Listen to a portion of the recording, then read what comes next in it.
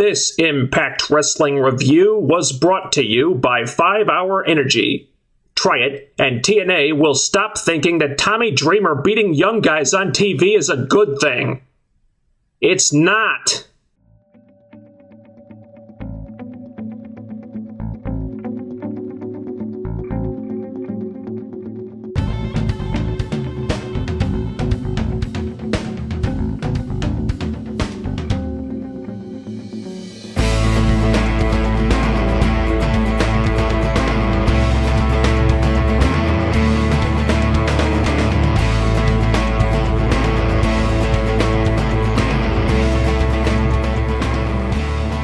For a while now, my main complaint about Impact is that they've been focusing so much on wrestling, and there's not enough going on story-wise to make the wrestling mean much. I think that's why I ended up liking this Impact more than others recently, because even though not every story development was riveting, at least it seemed like things were actually happening this week. This angle with Gunner and Samuel Shaw feels like it's been dragging on for years, going absolutely nowhere, and I had long since checked out of it. They should have brought this thing to a climax months ago, but instead, it's just been treading water and treading water and treading water as my interest in it sank and sank and sank. But then that psychotic temptress Brittany lures Shaw back to the dark side, something interesting finally happens, Shaw turns on Gunner, and now I feel like paying attention again. A little. I don't necessarily think the angle is playing to Brittany's strengths as a performer, but it's something. Nice to see the angle get some kind of direction now. That's more than what it had for the last few months. The next step would be Shaw and Brittany getting some freaking wins under their belts finally. I don't think I'm going to be super excited by this feud. They've already burned that bridge. But at least I felt like actually looking at the screen during this segment. And that's a start. I was against them breaking up in the first place, and that does still kind of bother me. But TNA has taken my favorite duo on this show and turned them into my favorite feud on this show. Rockstar Spud is in the building! This EC3 Rockstar Spud storyline has been great so far, because it's not just about the wrestling. There's an emphasis on story and character development, and they're not just letting it drag on and on and on forever and go nowhere. It progresses at a natural pace, and it's paying off just when it needs to. Everything about this feud is clicking. Well, Tyrus isn't clicking, but he doesn't count.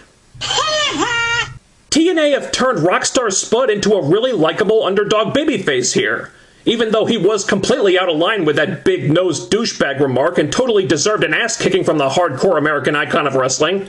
But the crowd is behind Spud. He's engaging the audience more than a lot of other people on this show lately. EC3 looks like a despicable bully for picking on Spud, and now JB too. And I consistently find the segments with these guys the most entertaining on this show every week. And that's great because with British Boot Camp 2 airing in the UK right now, you probably want Spud to be a fan favorite on TV, since his success in the company is one of the things that Season 2 would kind of hinge on.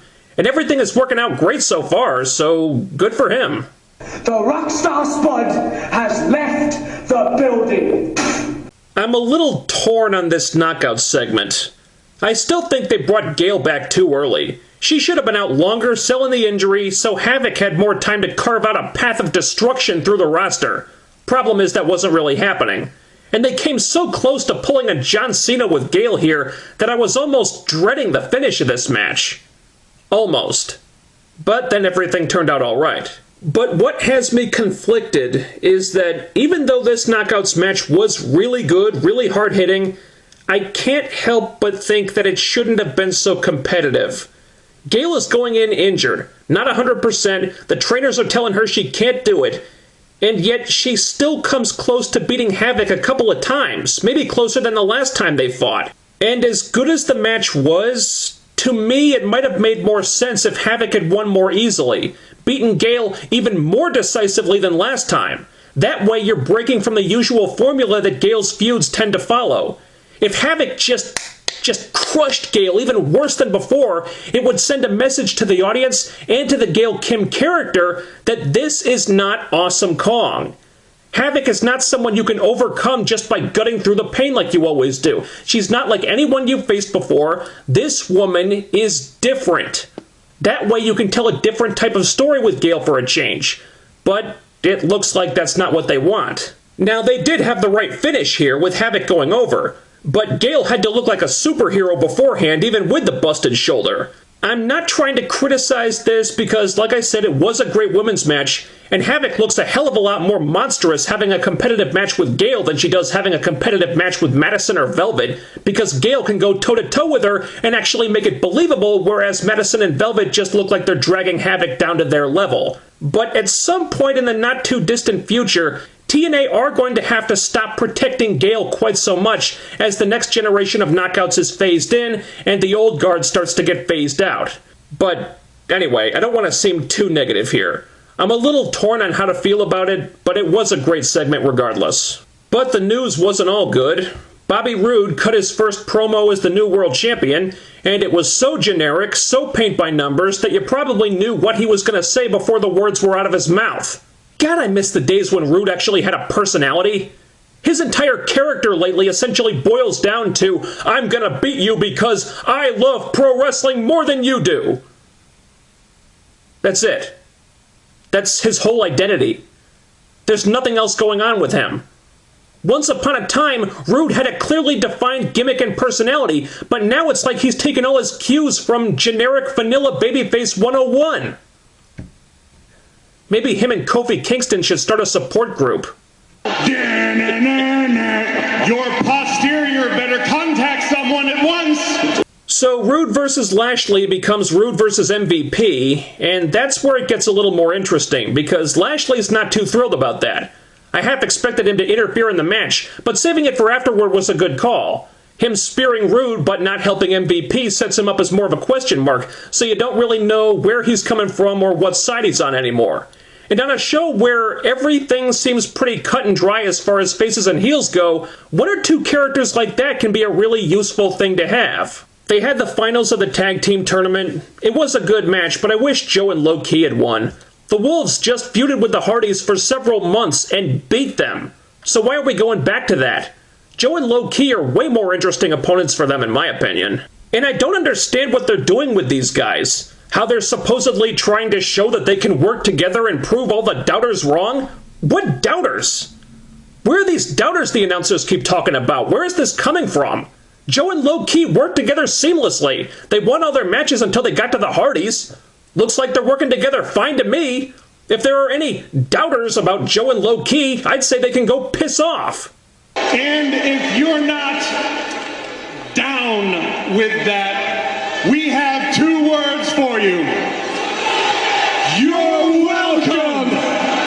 But then we get to the really frustrating part of this show. TNA, I have two questions. Number one, why is Tommy Dreamer beating young guys on your show in 2014? Number two, why in the bluest of blue hells is Tommy fucking Dreamer beating young guys on your show in 2014? Oh, what a bunch of bull. They did Brahman Magnus versus Devon and Tommy Dreamer in a hardcore match. There was a really weird start to this where the faces attacked the heels from behind like cowards during their entrance.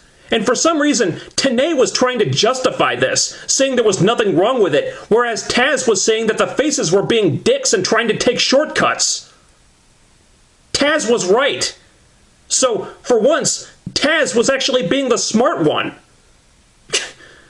I'm as stunned as you are. Say what? But not half as stunned as I was at the finish, when Dreamer actually pins Magnus.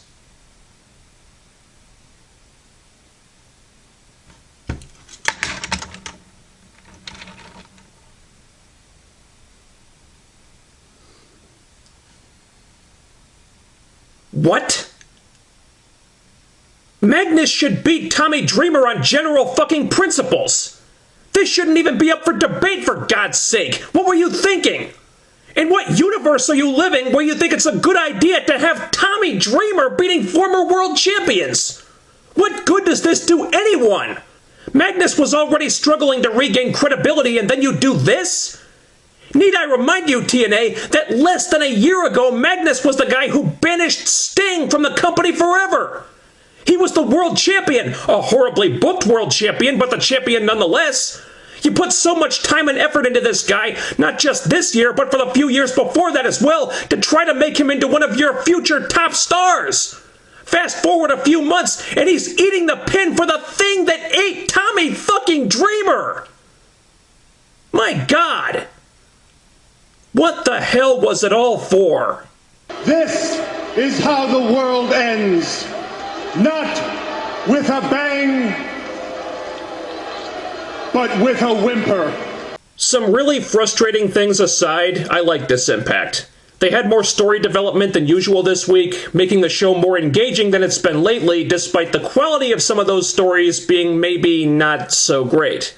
My hope is that this continues, but if recent history is any indication, I'm guessing that episodes like this are going to continue to be the exception and not the rule.